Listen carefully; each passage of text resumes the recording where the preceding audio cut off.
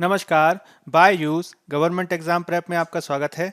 आज की तारीख है 19 अप्रैल 2021 और आज हम चर्चा करने जा रहे हैं द हिंदू अखबार में आए हुए कुछ प्रमुख आलेखों और एडिटोरियल्स पर, जिसके तहत हम प्रारंभिक परीक्षा और मुख्य परीक्षा दोनों से संबंधित कुछ महत्वपूर्ण अभ्यास प्रश्नों की भी चर्चा करेंगे। चलिए शुरू करते हैं। सबसे पहले हम उन विषयों को देख लेते हैं जिसकी आज के सत्र में हम चर्चा करने जा रहे हैं।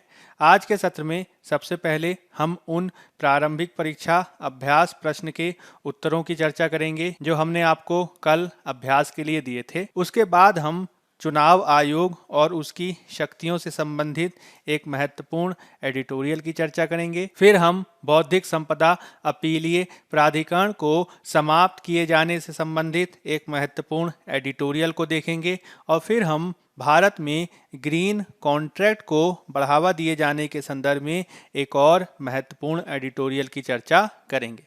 उसके बाद हम बंगाल चुनाव के बांग्लादेश से भी संबंधित होने से संबंधित एक आलेख को देखेंगे और फिर हम भारतीय मौसम विभाग द्वारा इस साल सामान्य मानसून होने की भविष्यवाणी किए जाने के संदर्भ में एक और एडिटोरियल की चर्चा करेंगे। फिर हम आपको प्रारंभिक परीक्षा संबंधित कुछ अभ्यास प्रश्न देंगे और फिर हम मुख्य परीक्षा अभ्यास प्रश्न की भी चर्चा करेंगे, जिसकी उत्तर संरचना भी हम आपको प्रदान करेंगे। तो चलिए शुरू करते हैं। सबसे पहले प्रस्तुत है कल दिए गए प्रारंभिक परीक्षा अभ्यास प्रश्न के उत्तर। पहला प्रश्न है, विजयनगर साम्राज्य के निम्नलिखित राजवंशों को काल अनुक्रमिक क्रम में व्यवस्थित कीजिए।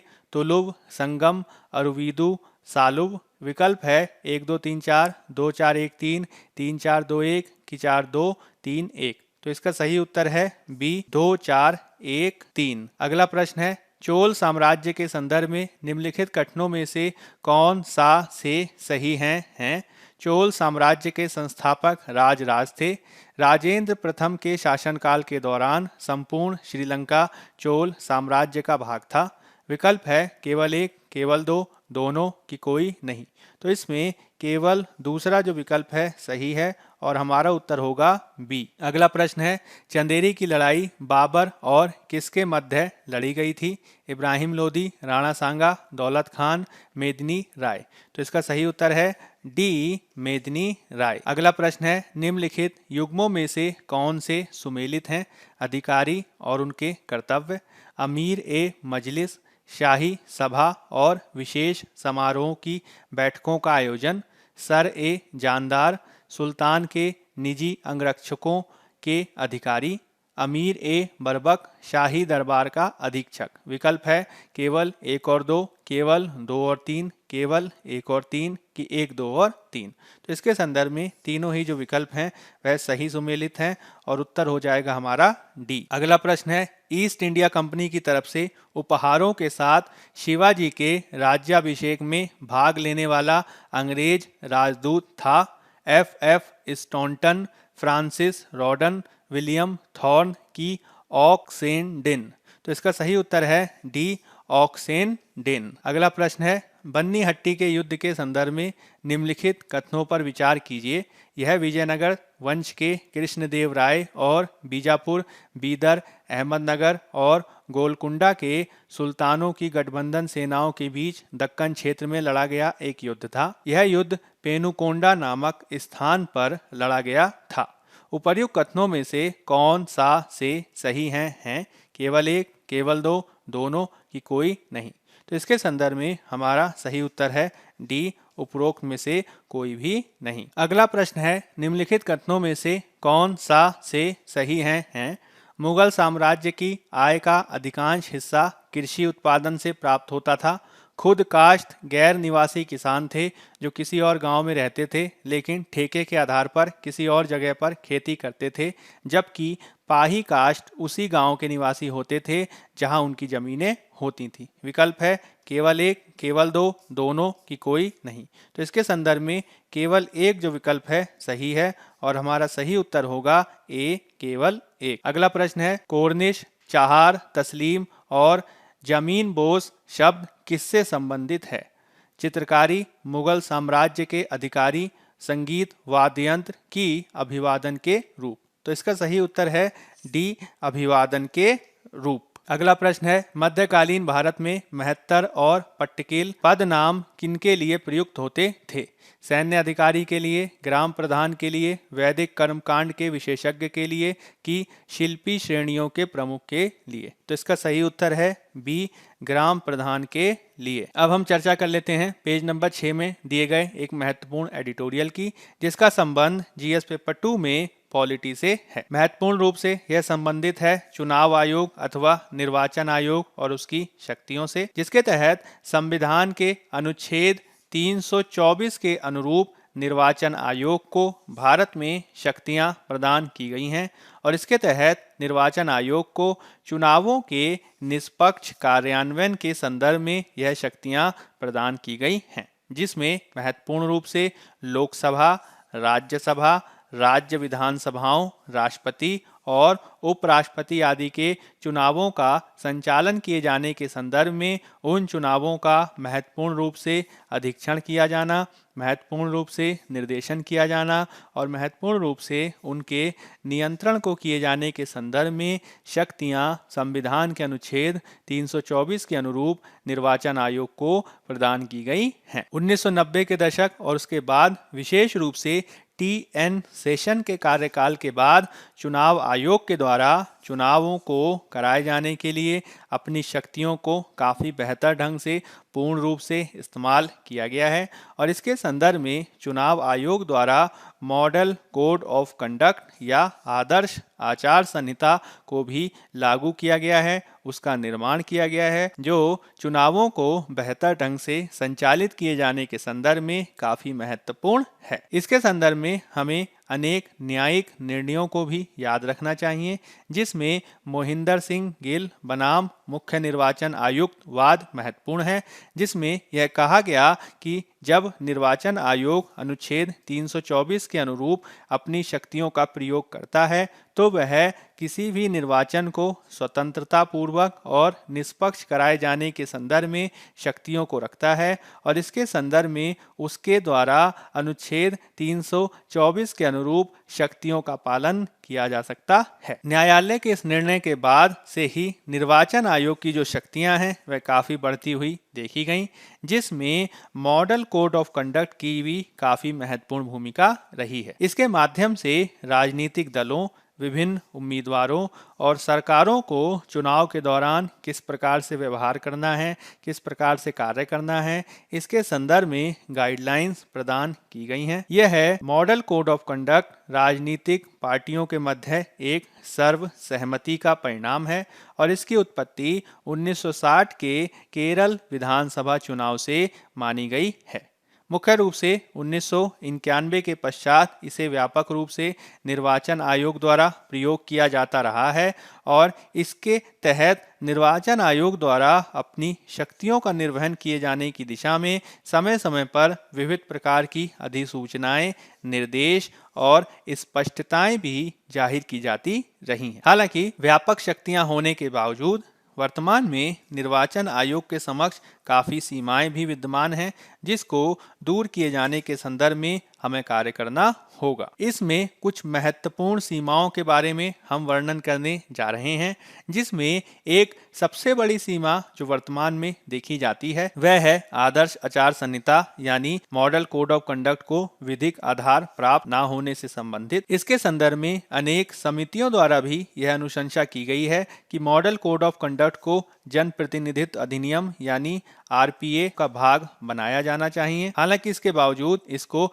आरपीए का भाग नहीं बनाया गया है और इसके चलते कई बार समस्याएं आ सकती हैं। निर्वाचन आयोग द्वारा इसके संदर्भ में यह मत दिया जाता रहा है कि यदि हम मॉडल कोड ऑफ कंडक्ट को विधिक आधार दे देंगे तो निर्वाचन के दौरान उत्पन्न होने वाले सभी के सभी जो विवाद हैं वह न्यायालय जाएंगे और न्यायालय में जाने से जो चुनावी प्रक्रिया एक समयबद्ध आधार पर पूरी होनी चाहिए उसमें देरी हो सकती है। हालांकि एमसीसी के विधिक आधार न होने से कई अस्पष्टताएं जन्म ले लेती हैं, जिसके निवारण की आवश्यकता है। जैसे कि मॉडल कोड ऑफ कंडक्ट का यदि कोई राजनीतिक दल पालन नहीं करता है तो निर्वाचन आयोग को यह शक्ति प्राप्त है कि वह उस मॉडल कोड ऑफ कंडक्ट का पालन ना करने वाले राजनीतिक दल की मान्यता को वापस ले सकता है।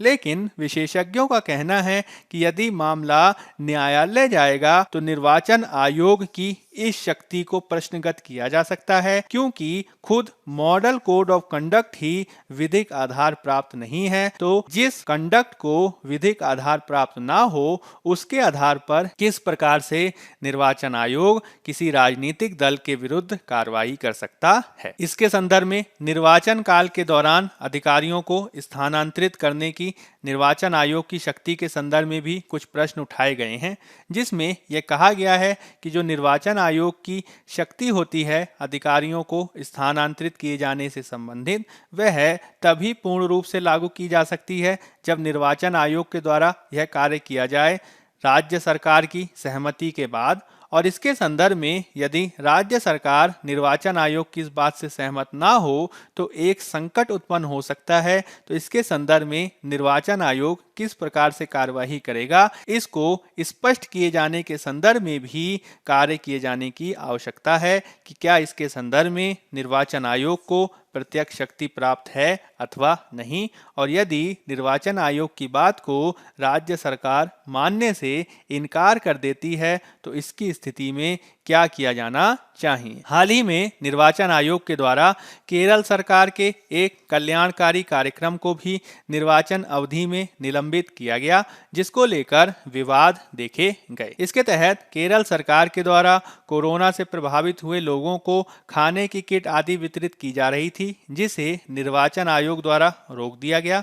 हालांकि इसके संदर्भ में विद्वानों ने सुप्रीम कोर्ट द्वारा दिए गए सुब्रमण्यम बालाजी बनाम तमिलनाडु सरकार मत का हवाला दिया है और इसके माध्यम से यह मत व्यक्त किया है कि सुप्रीम कोर्ट ने इस मामले में यह कहा था कि टीवी, कंप्यूटर, साइकिल आदि का वितरण सरकारों के कल्याणकारी उपायों की प्रकृति के तहत आता है और यह संविधान के राज्य नीति के निदेशक तत्वों के अनुरूप है। अतः यदि चुनाव के दौरान टीवी आदि प्रदान किए जाने का वादा निर्वाचन की स्वतंत्रता और निष्पक्षता में बाधा नहीं है तो किस प्रकार से आवश्यक वस्तुओं का वितरण इसमें बाधा के रूप में कार्य करता है, इसके संदर्भ में भी स्पष्टता की आवश्यकता है। यानी अगर निर्वाचन आयोग किसी कल्याणकारी कार्यक्रम को रोके जाने के संदर्भ में निर्देश देता है तो क्या यह सुप्रीम कोर्ट द्वारा दिए गए निर्णय का उल्लंघन होगा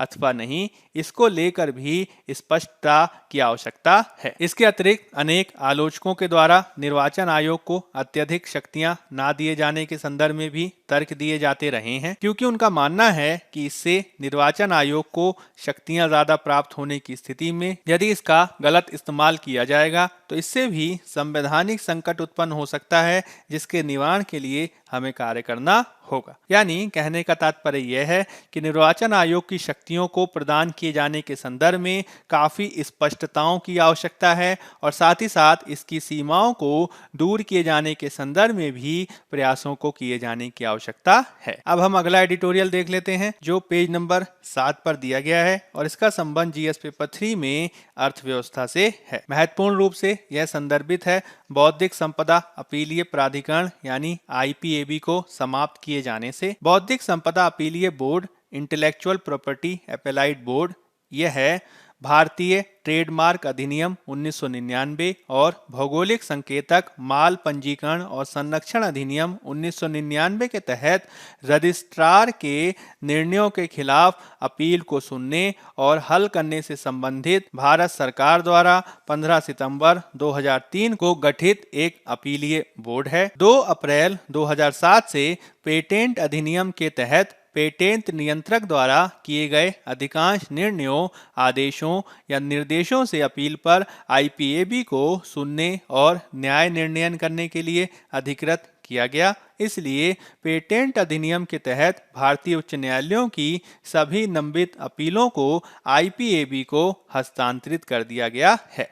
यानी बहुत सरल शब्दों में कहें तो भारत में बौद्धिक संपदा अधिकारों के संदर्भ में यदि किसी प्रकार का विवाद उठता है तो उसके अपीलीय बोर्ड के रूप में आईपीएबी की काफी महत्वपूर्ण भूमिका है। आईपीएबी के संगठन के बारे में बात करें तो इसकी प्रत्येक बेंच में एक न्यायिक सदस्य और एक तकनीकी सदस्य शामिल होते हैं और इसकी तकनीकी सदस्य के रूप में नियुक्ति की योग्यता का उल्लेख ट्रेडमार्क अधिनियम और पेटेंट अधिनियम में किया गया है। साथ ही साथ इसके माध्यम से यह भी निर्धारित किया गया है कि इसके द्वारा जो निर्णय किया जाना चाहिए वह 3 महीने के भीतर किया जाना चाहिए। हालांकि आईपीएबी के संदर्भ में इतने प्रावधानों को किए जाने के बावजूद आईपीएबी अपने निर्माण के बाद से ही पूर्ण शक्ति के साथ कार्य नहीं कर रहा था। इसमें नियुक्ति के संदर्भ में भी अधिकारियों की समयबद्ध आधार पर नियुक्ति नहीं की जा रही थी। साथ ही साथ चूंकि आईपीएबी मद्रास और दिल्ली जैसे शहरों से कार्य कर रहा था, इससे भी न्याय निर्णय में बाधा देखी जा रही थी। सामान्य तौर पर आईपीएबी को स्थापित किया गया था समयबद्ध आधार पर निर्णय दिए जाने के संदर्भ में। हालांकि उसके द्वारा समयबद्ध आधार पर भी निर्णय नहीं दिए जा रहे थे, जिससे केसेस पेंडिंग यानी लंबित होते जा रहे थे, जो समस्याओं को पैदा कर रहा था। यही कारण है कि आईपीएबी को जिस उद्देश्य के लिए बनाया गया था, यानी बौद्धिक संपदा अधिकारों का कुशल और समयबद्ध समाधान, साथ ही साथ इन सभी मामलों के संदर्भ में विषय विशेषज्ञ और न्यायिक सदस्यों को शामिल करना, जब ये सारे उद्देश्य पूरे नहीं हो पाए और अपर्याप्त धन और नियुक्तियों में अक्षमताओं के कारण इसका प्रदर्शन खराब रहा, इसलिए सरकार द्वारा वर्तमान में इसे भंग कर दिया गया है। और यह आशा की जा रही है कि इसको भंग कर दिए जाने के बाद अब मामले उच्च न्यायालय द्वारा अपील के माध्यम से सुने जाएंगे और इससे सुगमता में वृद्धि होगी, क्योंकि पहले केवल चेन्नई या दिल्ली में ही सुनवाई होती थी, जो कठिनाइयों को पैदा कर देता था। यही कारण है कि सरकार द्वारा अधिकरण सुधार सुव्यवस्थीकरण अध्यादेश 2021 के माध्यम से अनेक अपीलीय प्राधिकरणों को समाप्त कर दिया गया और इनकी शक्तियों को उच्च न्यायालयों को हस्तांतरित कर दिया गया, जिसमें आईपीएबी का भी महत्वपूर्ण स्थान है। इसके माध्यम से आशा की जा रही है कि जो मामले आईपीएबी के समक्ष लंबित थे, उनका त्वरित रूप से निपटान किया जा सकेगा। हालांकि इस पूरे मामले के संदर्भ में अनेक मुद्दे अभी भी सामने हैं, जिसे ध्यान में रखा जाना आवश्यक है। जैसे कि जो आईपीएबी की हमने स्थापना की थी, उच्च न्यायालयों के समक्ष कार्यवाही के लंबन और उससे होने वाली देरी से, तो क्या आईपीएबी को समाप्त किए जाने से जब मामले फिर से उच्च न्यायालयों में हस्तांतरित होंगे, तो इससे क्या पहले से लंबित मामलों की तुलना में मामले तेजी से हल किए जा सकेंगे? इसको भी ध्यान में रखा जाना आवश्यक है। साथ ही साथ हमें यह भी ध्यान में रखना होगा कि वर्तमान कोरोना के काल में उच्च न्यायालय पहले से ही विभिन्न केसों के संदर्भ में ओवरबर्डन्ड है, पहले से ही उनके ऊपर केसों का काफ़ी भार है। तो जब उनके समक्ष आईपीएबी के मामले जाएंगे तो क्या वह उसको समयबद्ध आधार पर निपटा पाएंगे? क्या इससे न्यायालयों में और देरी नहीं होगी? यह भी एक बहुत बड़ा प्रश्न है जिसका समाधान किए जाने की आवश्यकता है। साथ ही साथ हमें यह भी समझना होगा कि आईपीएबी की स्थापना की गई थी बौद्धिक संपदा अधिकारों में अधिक कुशलता और विशेषज्ञता को लाए जाने के संदर्भ में। तो क्या उच्च न्यायालयों में बौद्धिक संपदा अधिकार से संबंधित मामले जाने की स्थिति में उसी कुशलता के साथ उच्च न्यायालय मामलों का निपटारा कर सकेंगे? यह भी एक बहुत बड़ा प्रश्न है। हमें यह भी समझना होगा कि आईपीएबी में जब भी कोई कार्यवाही होती थी तो वह प्रशासनिक प्रकृति की होती थी, जिसमें संबंधित फॉर्म को भरने की ही आवश्यकता होती थी और इसमें किसी भी रूप में वकीलों आदि की आवश्यकता नहीं पड़ती थी। लेकिन अब जब आईपीएबी से मामला हाईकोर्ट में स्थानांतरित हो जाएगा तो फिर से उच्च न्यायालयों में जाने पे वकीलों की आवश्यकता पड़ेगी, जो मामले को और भी ज़्यादा जटिल और महंगा बना देगा। साथ ही साथ इस पूरे मामले में जो विशेषज्ञों की भागीदारी आईपीएबी के माध्यम से देखी जा रही थी, वह अब पूरी तरीके से समाप्त हो जाएगी। जो तकनीकी विशेषज्ञता की हम बात कर रहे थे, वह भी अब लागू हो पाएगी अथवा नहीं, नहीं, इसको लेकर भी अभी प्रश्न विद्यमान हैं। यही कारण है कि आईपीएबी की जो समस्याएं थी उसके संदर्भ में बहुत आलोचकों का कहना है कि यदि आईपीएबी के सदस्यों की नियुक्ति में देरी की जा रही थी, यदि आईपीएबी में अलग अन्य अक्षमताएं थीं, तो उनमें हमें तत्काल सुधार की आवश्यकता थी। यदि हम इन समस्याओं को दूर कर पाते तो हमें आईपीएबी को भंग करने की ही आवश्यकता नहीं थी, क्योंकि उच्च न्यायालयों में इस समय जिस तरीके के मामले लंबित हैं, बैकलॉग देखा जा रहा है, तो उसको देखते हुए आईपीएबी के समक्ष मुकदमों में होने वाली देरी के समस्या का हल उच्च न्यायालयों में मामलों के जाने से हो पाएगा, ऐसी संभावना नहीं थी। यही कारण है कि विशेषज्ञों का कहना है कि आईपीएबी के सदस्यों की नियुक्ति में होने वाली देरी, बुनियादी ढांचे की कमी आदि को यदि आईपीएबी के मौजूदा ढांचे के भीतर ही सुलझा लिया जाता तो निश्चित रूप से आईपीएबी की जो समस्याएं थीं उनका समय रहते निवारण किया जा सकता था। भारत द्वारा 1970 के बाद के दशक से ही हमने बौद्धिक संपदा अधिकारों को बेहतर किए जाने की दिशा में काफ़ी बेहतर प्रयास किए हैं। हालांकि अभी भी बौद्धिक संपदा अधिकारों के अधिनिर्णयन के संदर्भ में हमने बेहतर उपायों को नहीं अपनाया है। इसके संदर्भ में हमें बेहतर उपायों को अपनाने की आवश्यकता है, तभी भारत में हम बेहतर नवाचार के वातावरण को अपना सकेंगे और इसके संदर्भ में हमें और भी प्रयासों को करना होगा। अब हम बात कर लेते हैं पेज नंबर 7 में दिए गए एक अन्य एडिटोरियल की, जिसका संबंध जीएस पेपर 3 में पर्यावरण और पारिस्थितिकी से है। महत्वपूर्ण रूप से यह संदर्भित है जलवायु परिवर्तन की बढ़ती चुनौती की पृष्ठभूमि में कॉरपोरेट क्षेत्र में भी उत्सर्जन को कम किए जाने की दिशा में प्रयास किए जाने से, और इसके संदर्भ में एक महत्वपूर्ण निवारण उपाय के रूप में यह सलाह दी जाती रही है कि हमें कॉरपोरेट क्षेत्र में भी ग्रीन कॉन्ट्रैक्ट को बढ़ावा दिए जाने की आवश्यकता है। जब हम बात करते हैं ग्रीन कॉन्ट्रैक्ट की, तो इसके तहत किसी भी कंपनी द्वारा अपने उत्पादन को कराए जाने की स्थिति में, अपने उत्पाद को प्राप्त करने की स्थिति में दूसरी संस्थाओं आदि से संविदा के आधार पर कार्य कराया जाता है। इस संविदा के आधार पर वस्तु और सेवाओं के उत्पादन पर बल दिया जाता है, साथ ही साथ वस्तु और सेवाओं के वितरण पर भी बल दिया जाता है। लेकिन इस पूरी प्रक्रिया में जो वस्तु और सेवाओं का उत्पादन होता है उसमें असामान्य रूप से कार्बन उत्सर्जन भी देखा जाता है। इसलिए इस प्रकार के कार्बन उत्सर्जन को कम किए जाने की दिशा में यदि कॉन्ट्रैक्ट में ही हम इस प्रकार की बातों को शामिल करें जिसके माध्यम से उत्पादन की पूरी प्रक्रिया में हम हरित मानकों को अपना सकें, तो इस प्रकार के हरित कॉन्ट्रैक्ट के माध्यम से हम कार्बन उत्सर्जन को कम किए जाने की दिशा में काफ़ी बेहतर प्रयास कर सकेंगे। यही कारण है कि हाल के समय में ग्रीन कॉन्ट्रैक्ट के माध्यम से उपभोक्ताओं और कॉरपोरेट क्षेत्र दोनों के ही द्वारा उत्सर्जन को कम किए जाने के संदर्भ में नीतियों को अपनाए जाने पर बल दिया जाता रहा है, जिसके तहत अनेक बातों को समाहित किए जाने पर बल दिया गया है। जैसे कि इसमें इस बात पे बल दिया जाता है कि ग्रीन कॉन्ट्रैक्ट के तहत ऐसे ही उत्पादन पद्धतियों को अपनाने पर बल दिया जाना चाहिए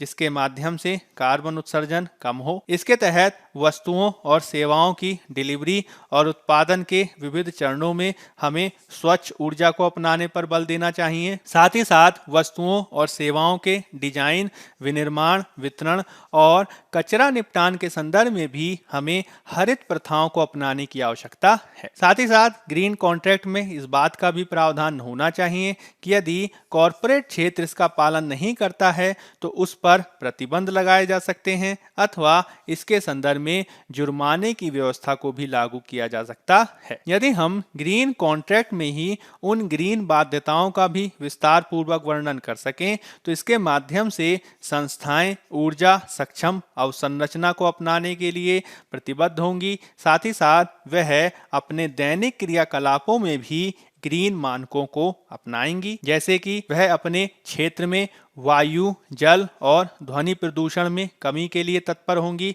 साथ ही साथ वह वस्तु और सेवाओं के परिवहन के संदर्भ में विभिन्न प्रकार के इको फ्रेंडली साधन जैसे कि साइकिल आदि का प्रयोग करने पर भी तत्पर होंगी। और साथ ही साथ कॉरपोरेट क्षेत्र द्वारा यह प्रयास भी किया जाएगा कि वह अपने क्षेत्र में उपजने वाले कचरे के इन सीटू कचरा प्रबंधन की दिशा में प्रयास कर सकें और इसके माध्यम से सतत कचरा प्रबंधन को भी बढ़ावा दिया जा सकेगा। हाल के समय में कॉरपोरेट क्षेत्र में इस प्रकार के ग्रीन कॉन्ट्रैक्ट को अपनाने के संदर्भ में ज़्यादा प्रयास किए जाने की बात इसलिए भी की जा रही है क्योंकि हाल के वर्षों में भारत में कॉरपोरेट क्षेत्र का विस्तार काफ़ी देखा गया है और यदि हम कृषि और सेवा क्षेत्र के समान ही औद्योगिक क्षेत्र में भी इस प्रकार के ग्रीन उपायों को करेंगे तो निश्चित ही भारत द्वारा इसके संदर्भ में ज़्यादा बेहतर उपायों को अपनाकर कार्बन उत्सर्जन को कम किए जाने की दिशा में बेहतर प्रयास किए जा सकेंगे। अब हम बात कर लेते हैं पेज नंबर 6 में दिए गए एक अन्य एडिटोरियल की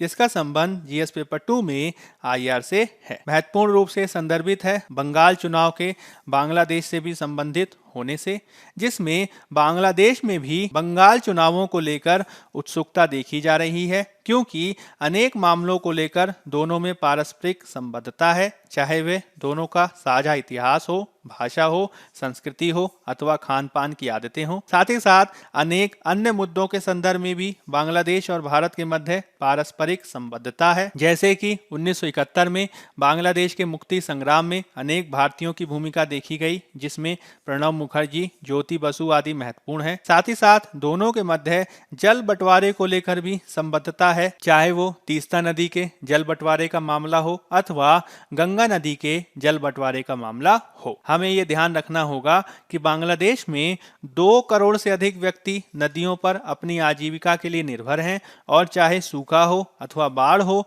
दोनों ही स्थितियों में उनकी जल की निर्भरता कम नहीं होती है। इसी के चलते यह आवश्यकता महसूस की जा रही है कि भारत और बांग्लादेश दोनों ही अपने मध्य विशेष रूप से तीस्ता नदी के जल बंटवारे को लेकर सहमति को करें ताकि दोनों देशों के मध्य जल बंटवारे को समता मूलक आधार पर स्थापित किया जा सके। हाल के समय में बांग्लादेश में नागरिकता संशोधन अधिनियम सीएए और एनआरसी को लेकर भी आशंकाएं विद्यमान रही हैं, जिसको निवारित करने के लिए हमें कार्य करना होगा। हमें यह भी ध्यान रखना होगा कि हाल के वर्षों में बांग्लादेश द्वारा किस प्रकार से भारत की तुलना में ज़्यादा बेहतर विकास किया गया है, चाहे वह ग्लोबल हंगर इंडेक्स में ज़्यादा बेहतर स्थिति हो, जिसमें बांग्लादेश का स्थान 75वां है जबकि भारत का स्थान 94वां है। बांग्लादेश में कुल जनसंख्या का मात्र 9.2% ही गरीबी रेखा के नीचे है जबकि भारत में ये प्रतिशतता 10.7 है। 2020 में महामारी के दौरान भी बांग्लादेश की जो जीडीपी ग्रोथ रेट रहा वह 3.8% रहा जबकि इसी अवधि में भारत ने नकारात्मक जीडीपी समृद्धि दर हासिल की है। विशेष रूप से शेख हसीना के काल में भारत और बांग्लादेश के मध्य संबंध काफी प्रगाढ़ देखे गए हैं। इसके लिए भी कहा जा रहा है कि हमें ऐसे मुद्दों से दूर रहने की आवश्यकता है जो विवादों को बढ़ाएं, जो तनावों को बढ़ाएं और हमें ऐसे मुद्दों पर बल दिया जाना चाहिए जिससे दोनों देशों के संबंध और बेहतर किए जा सकें और इस दिशा में हमें सकारात्मक रूप से कार्य करने की आवश्यकता है और हालिया बंगाल चुनाव भी इस दिशा में एक बेहतर प्रयास हो सकते हैं। अब हम बात कर लेते हैं पेज नंबर 6 में दिए गए एक अन्य एडिटोरियल की जिसका संबंध सामान्य अध्ययन के प्रथम प्रश्न पत्र में भूगोल से है। यह संदर्भित है भारतीय मौसम विभाग आईएमडी द्वारा इस साल सामान्य मानसून होने की भविष्यवाणी के संदर्भ में। मौसम विभाग के अनुसार भारत में इस साल 96 से 104% वर्षा अनुमानित है। आईएमडी के द्वारा इस प्रकार की जो भविष्यवाणी की गई है वह है एक दीर्घकालिक अवधि अथवा लॉन्ग पीरियड एवरेज के आधार पर की गई है। इसके तहत आईएमडी 1961 से 2010 की अवधि में भारत में विशेष रूप से जून से सितंबर में हुई वर्षा की एक औसत मात्रा का मापन करता है जो कि 88 सेंटीमीटर है और इसी के आधार पर वह भविष्यवाणी करता है। यानी 88 सेंटीमीटर को आधार बनाकर वह इस बात की भविष्यवाणी करता है कि जून से सितंबर के काल में कितनी वर्षा प्राप्त होगी। यदि वह 88 सेंटीमीटर से ज़्यादा होगी तो प्रतिशतता 100% से ज़्यादा चली जाती है।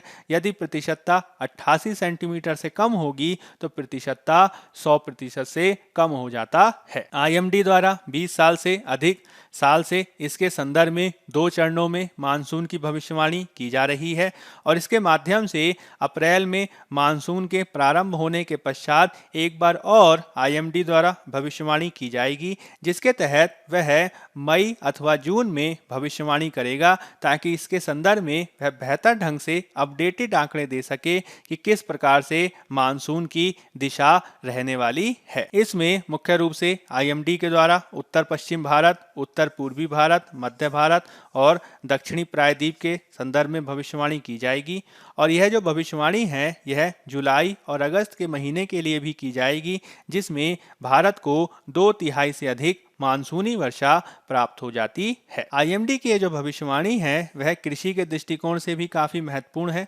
यही कारण है कि मौसम विभाग जून और सितंबर के लिए भी भविष्यवाणी करता है, क्योंकि जून और सितंबर जो माह है उसकी महत्ता मानसून के आगमन और निवर्तन के संदर्भ में काफी महत्वपूर्ण होती है। इस वर्ष आईएमडी द्वारा मानसून कोर जोन के संदर्भ में भी भविष्यवाणी की जाएगी, जिसके तहत मुख्य रूप से वर्षा अधीन कृषि क्षेत्रों के संदर्भ में भविष्यवाणी की जाएगी ताकि कृषि क्षेत्र के संदर्भ में ज्यादा बेहतर भविष्यवाणी के साथ आईएमडी सामने आ सके। हाल ही में आईएमडी भविष्यवाणी के लिए नवीन मानसून के मॉडल का प्रयोग कर रहा है, जिसे मानसून का डायनेमिक मॉडल कहा जाता है। इससे पहले मौसम विभाग पारंपरिक गणितीय मॉडल का प्रयोग करता था। हालांकि गणितीय मॉडल के विपरीत डायनेमिक मॉडल के माध्यम से आईएमडी विभिन्न प्रकार की अंतर्राष्ट्रीय भौगोलिक मौसमी घटनाओं को भी ध्यान में रख के भविष्यवाणी करता है, जिससे ज्यादा बेहतर भविष्यवाणी हो पाना संभव हो पाता है। हाल के समय में मौसम भविष्यवाणी का संदर्भ न केवल कृषि क्षेत्र विकास से जुड़ा हुआ है, अपितु इसका संबंध आपदा प्रबंधन के संदर्भ में बेहतर तैयारी और बाढ़ और सूखे से भी हो चुका है। यही कारण है कि इसके संदर्भ में ज़्यादा बेहतर भविष्यवाणी की जा सके, इसके लिए हमें और भी कुछ प्रयासों को करना होगा। जैसे कि हमें भविष्यवाणी को शहरी ग्रामीण क्षेत्र अथवा कृषि क्षेत्र तक ही सीमित नहीं रखते हुए इसे नगर निगम, छोटे शहरों अथवा ब्लॉक लेवल तक किए जाने की आवश्यकता होगी। साथ ही साथ जिस प्रकार से हाल के वर्षों में शहरों में बाढ़ देखी जा रही है, उसकी पृष्ठभूमि में इस प्रकार की भविष्यवाणी को शहर संबद्ध करने की भी आवश्यकता है और जिस तरीके से अनेक व्यवसाय और सेवा क्षेत्र का संबंध मौसम से हो चुका है, इसके संदर्भ में भी हमें आईएमडी की भविष्यवाणी की व्यवहारिकता और सटीकता को बढ़ाने के लिए कार्य करना होगा। तभी आईएमडी की भविष्यवाणी के संदर्भ में ज़्यादा बेहतर ढंग से हम कार्य कर सकेंगे। अब हम बात कर लेते हैं आज के प्रारंभिक परीक्षा अभ्यास प्रश्न पर। आपको इनके उत्तर कमेंट बॉक्स में देने हैं। हम इनके उत्तरों की आपके साथ कल चर्चा करेंगे। पहला प्रश्न है, राष्ट्रीय कंपनी कानून अपीलीय न्यायाधिकरण निम्नलिखित में से किन के पारित आदेशों के खिलाफ भी अपील की सुनवाई के लिए अपीलीय न्यायाधिकरण है? दिवाला और दिवालियापन बोर्ड ऑफ इंडिया, भारतीय प्रतिस्पर्धा आयोग, मध्यस्थता अधिनियम के तहत उच्च न्यायालय। दिए गए कूट से सही विकल्प चुने, केवल एक और दो, केवल 2 और 3 कि केवल 3। अगला प्रश्न है, निम्नलिखित में से कौन सा से कथन सही हैं? 1982 में यूनेस्को के महासम्मेलन ने 18 अप्रैल को स्मारकों और साइटों के लिए अंतर्राष्ट्रीय दिवस के रूप में स्थापित किया। कई देशों में भी इसे हेरिटेज दिवस के रूप में मनाया जाता है। 2021 का विषय महामारी से हमारी विरासत का संरक्षण है। भारत 38 यूनेस्को विश्व धरोहर स्थलों का घर है। भारत की तुलना में केवल चीन और इटली की सूची में अधिक स्थान हैं। विकल्प हैं केवल 1 और 2, केवल 1 और 3, केवल 2, 3 और 4 के उपरोक्त सभी। अगला प्रश्न है, भारत में निम्नलिखित में से किस राज्य में डिस्क फुट बैट पाया जाता है? मणिपुर, मिजोरम, मेघालय की असम। अगला प्रश्न है, भारत में निम्नलिखित में से किन विषयों पर राज्य द्वारा कर लगाया जा सकता है? कृषि आय पर कर, कृषि भूमि के उत्तराधिकार के संबंध में ड्यूटी, कृषि भूमि के संबंध में संपदा शुल्क, भूमि और भवनों पर कर। निम्न में से सही विकल्प चुने, केवल 1 और 2, केवल 2 और 3, केवल 2 और 4 की उपरोक्त सभी। अब यूपीएससी में आए हुए पुराने साल का एक प्रश्न देख लेते हैं। निम्नलिखित में से कौन सी संस्थाएं ग्रामीण परिवारों को प्रत्यक्ष ऋण सहायता प्रदान करती हैं या हैं?